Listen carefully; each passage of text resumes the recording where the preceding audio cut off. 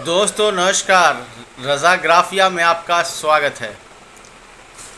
Doctor Mohammad Shahabuddin साहब की wife madam हैना साहब और उनके लड़के उसामा साहब कल आरजेडी में शामिल हो गए पटना में लालू यादव की मौजूदगी में। लेकिन आरजेडी में जो वो शामिल हुए हैं, उनके शामिल होने का अचानक से क्या मतलब है, क्यों शामिल हो गई?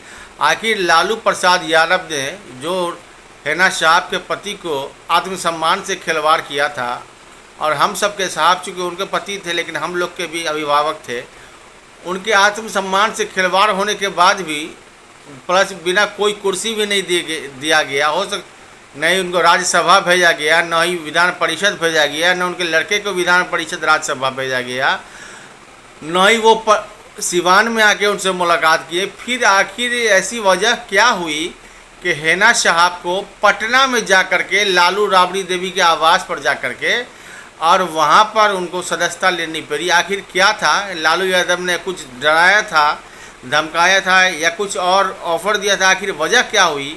क्योंकि हैना साहब जी के पास तो बहुत सारा ऑफ़र था मैडम, आपके पास जन स्वराज आपके कदमों में था, कांग्रेस पार्टी की तरफ से भी आपको ऑफ़र था। पप्पू यादव बराबर बोल रहे थे कि मैडम हैना साहब आ जाइए आप मेरी पार्टी में।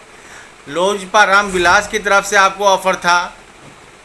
निर्दलीय भी आपका बहुत अच्छा पकड़ था फील्ड में। फिर आपको साथ ऐसा क्या हो गया कि आपको आरजेडी में जाना पड़ गया, आरजेडी ज्वाइन करना पड़ गया? ऐसा क्या हुआ अचानक से? और आपको भी ज्वाइन किया, प्लस आपके साहबजादे उसामा साहब भी ज्वाइन कर दिए। मुझे तो कुछ ये बात समझ में नहीं। आपके जो समर्थक है और आपके समर्थक नहीं है मैडम, ये गलतफहमी मत पालिएगा कि हमारे भी बिहार में समर्थक है। बिहार में जो लाखों लाख समर्थक है ना, वो डॉक्टर मोहम्मद शहाबुद्दीन साहब के समर्थक है और उनको प्यार करते हैं, और उनकी वजह से, डॉक्टर साहब की वजह से आपको भी इज़्ज़त सम्मान मिलता है और उसामा साहब को भी सम्मान मिलता है। हम लोग भी उसके समर्थक रहे हैं डॉक्टर मोहम्मद शहाबुद्दीन साहब के, और आज भी उनकी इज़्ज़त करते हैं और विकास पुरुष के नाम से उनको याद करते हैं कि कोई विकास पुरुष था बिहार में जिसने अपनी ज़िंदगी में 6 इलेक्शन लड़ा, 2 बार एमएलए और 4 बार एमपी, और अपनी ज़िंदगी में कोई भी इलेक्शन नहीं हारा। ये उनके साथ एक बहुत बड़ा रिकॉर्ड है। वहीं दूसरी तरफ देखिए, आपने जाके आरजेडी ज्वाइन कर लिया, चूँकि इलेक्शन उपचुनाव का चल रहा है, अभी विधानसभा का उपचुनाव चल रहा है, और 10-11 महीने के बाद विधानसभा का पूरे बिहार में इलेक्शन होगा। इससे तो आरजेडी को फ़ायदा हो जाएगा। आरजेडी के लोग अगर मुसलमानों ने सपोर्ट कर दिया तो ये 9वीं फेल या 10वीं, 9वीं पास 10वीं फेल जो भी हो, ये तो चीफ मिनिस्टर बन जाएगा। इसकी माँ फूले नहीं समाएगी, इसका बाप फूले नहीं समाएगा, इसकी का भाई जो है वो फूले नहीं समाएगा, वो पूरे में राज करेगा। आपको क्या मिलेगा मैडम? मुझे तो ऐसा नहीं लगता है कि शहाबुद्दीन परिवार को इससे कोई भी फ़ायदा होने वाला है। 2 टिकट तो ऐसे भी आप चाहती थे, पूरे सिवान के राजा थे, कहीं से भी विधानसभा का इलेक्शन आप भी लड़ सकती थी और आपका लड़का उसामा साहब भी लड़ सकता था, और दोनों वहाँ से जीतना था। लेकिन आखिर ऐसा क्या मजबूरी थी मैडम हैना साहब?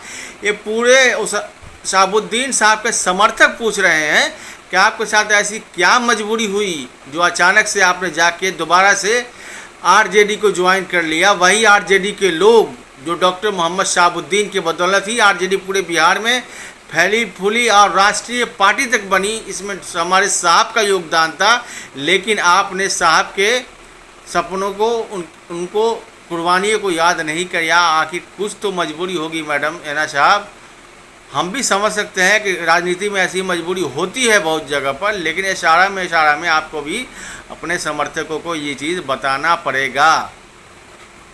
दूसरी तरफ जन स्वराज के लोग ये सपना देख रहे थे कि मैडम हैना साहब हमारे में ज्वाइन करेंगी, आप बिहार के सारे मुसलमान जो है जन स्वराज को वोट देंगे। ऐसा भी नहीं हो पाया। हाँ, ये है कि बहुत हद तक मुसलमान जन स्वराज से जुड़े हैं और जन स्वराज को वोट भी मिलेगा, लेकिन मुसलमानों को हैना साहब की बदौलत कुछ वोट तो सिवान, गोपालगंज, छपरा साइड में आपको मिल जाएगा। लेकिन चूँकि बिहार के मुसलमान डॉक्टर मोहम्मद शहाबुद्दीन की वजह से, उनके जो आत्मसम्मान के साथ खिलवाड़ हुआ है, उनकी वजह से बहुत ही ज़्यादा आरजेडी से नाराज़ हैं और आरजेडी, ये चीज़ तुम याद रख लो, लिख के रख लो, तुम कभी सत्ता में नहीं आ पाओगी, ये चीज़ याद रख लो। आखिर तुमने क्या किया है मैडम हैना साहब के साथ, जो उनको आरजेडी में वापसी करनी पड़ गई?